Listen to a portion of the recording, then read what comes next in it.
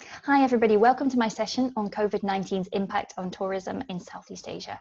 My name's Hannah Pearson and I'm the director of Pear Anderson. We're a consultancy based in Kuala Lumpur who focus on Southeast Asian tourism.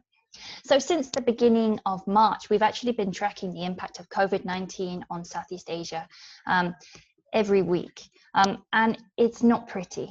So if we look at the damage overall, it's immense. So here are some of the kind of headline stats. And so in Thailand, more than 30% of tourism businesses have closed.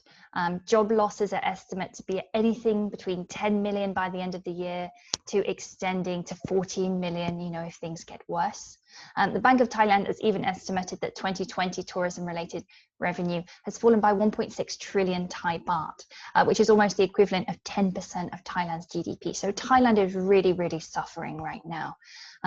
Moving to a neighbor, to Cambodia, we have 110,000 tourism workers who've lost jobs, 3,000 tourism businesses closed. In Indonesia, 13 million tourism workers are now unemployed, which is a huge number. Vietnam, estimates from Ho Chi Minh City are about 90% of tourism businesses were closed at one point or other. And in the Philippines, 4.8 million tourism workers are again been affected by the pandemic, have either lost their jobs or are suffering severe pay cuts. So essentially, it's a really dire situation in Southeast Asia.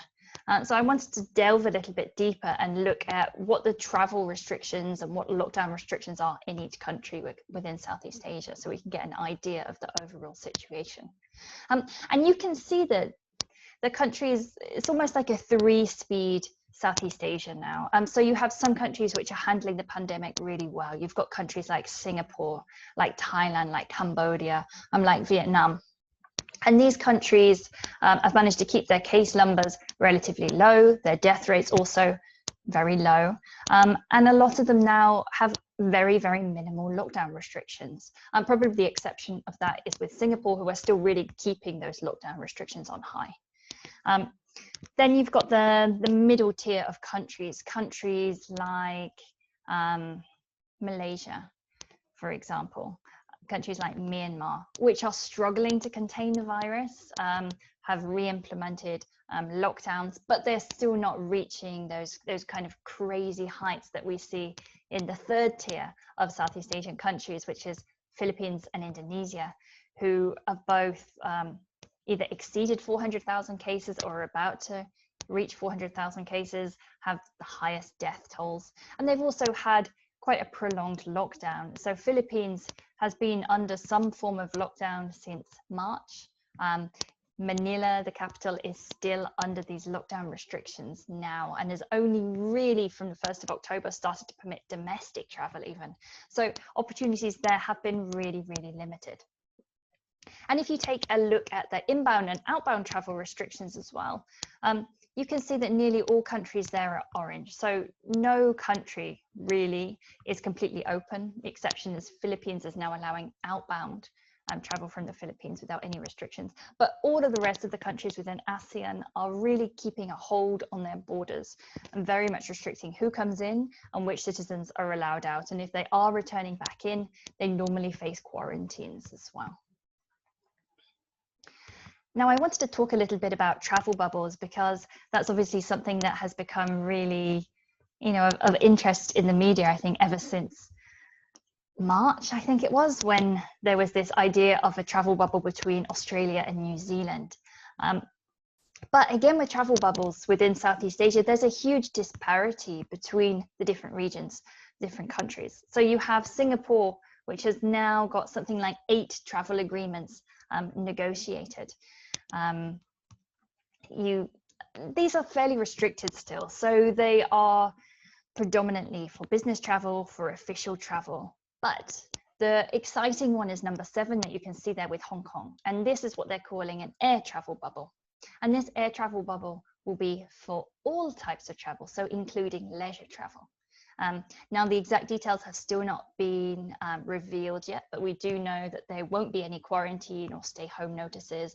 It will largely revolve around COVID-19 testing on arrival, potentially on departure too. from the cities. But this could be really, really exciting, and it is the first leisure travel bubble within Southeast Asia. The next country who has really, surprisingly, probably given its high number of cases, succeeded in negotiating travel agreements is Indonesia. So Indonesia are currently at 5. You can see the countries there are all really strategic business partners with Indonesia. And again, these travel agreements are all for business travel, for official travel purposes. Even Laos has really kind of striking ahead. They've got at least 2 travel agreements now, one with Japan, one with China. Vietnam is kind of under negotiation, but Laos looks like it will be unilaterally opening its borders to Vietnam on the 8th of November. Whether Vietnam reciprocates is another question. Again, you've got Myanmar, have got a couple, China and Japan. Cambodia, again, China and Japan. Malaysia has that one with Singapore, and crucially is also open for medical tourists, which is relevant to this conference. Vietnam has just the one. With Japan, they have been pretty strict on really keeping those borders closed, and only in September they started allowing international commercial flights back into the country again from Japan and Korea. Prior to that, it was just mainly repatriation flights that were operating.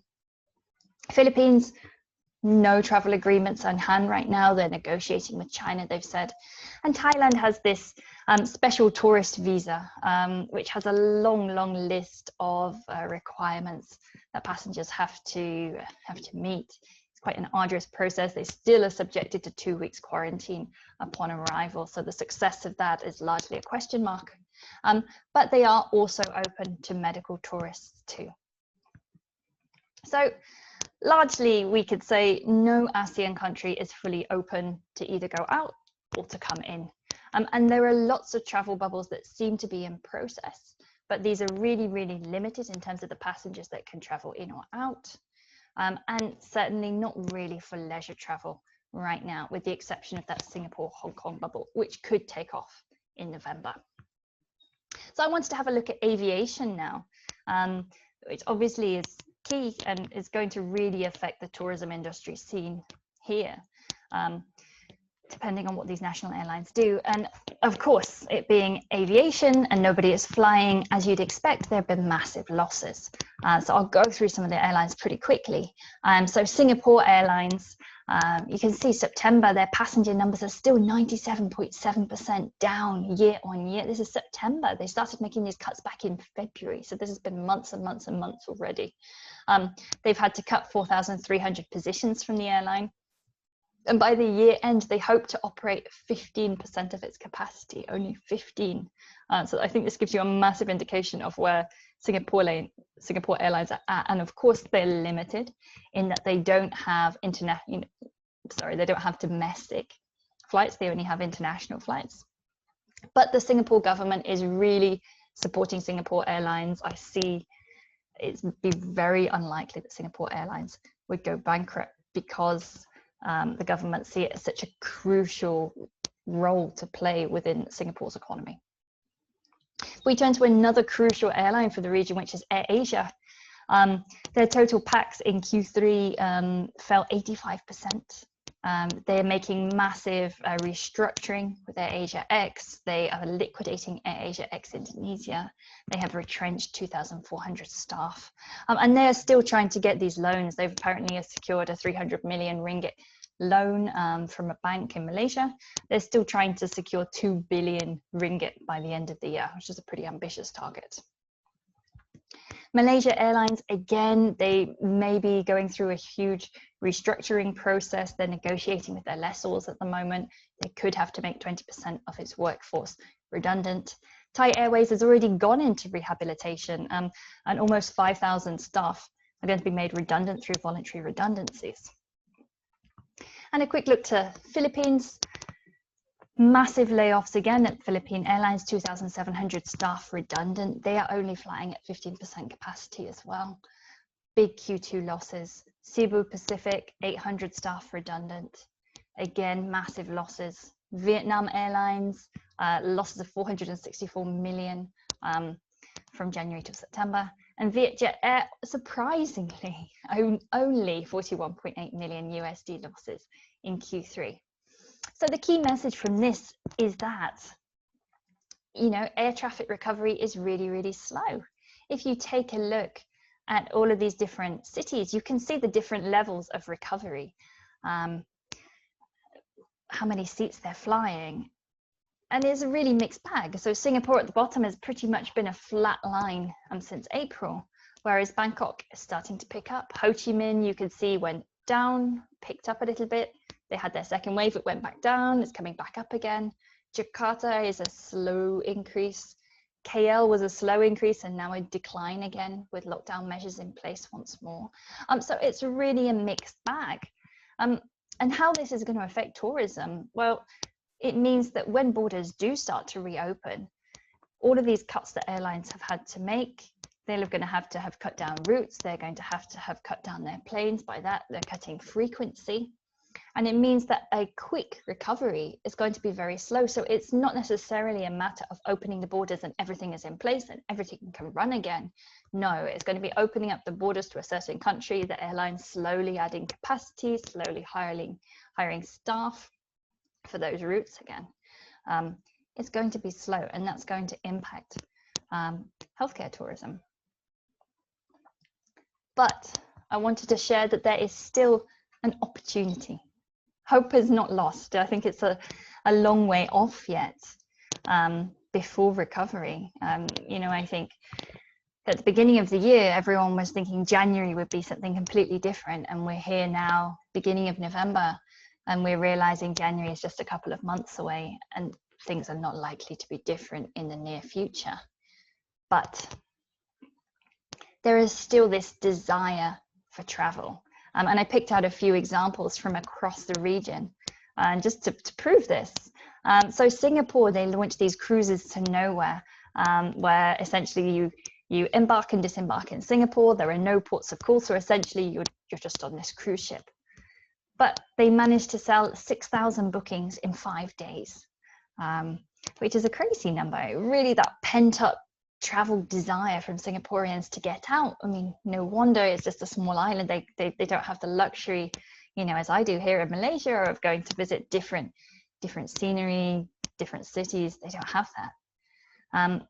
Even here in Malaysia, a travel agent sold 1,500 seats to 25 overseas destinations. This is for 2021 tours in just 1 week. You know, and the fact that it's sold out really demonstrates that there is that desire for travel still. People still are thinking and are planning and are hoping to go.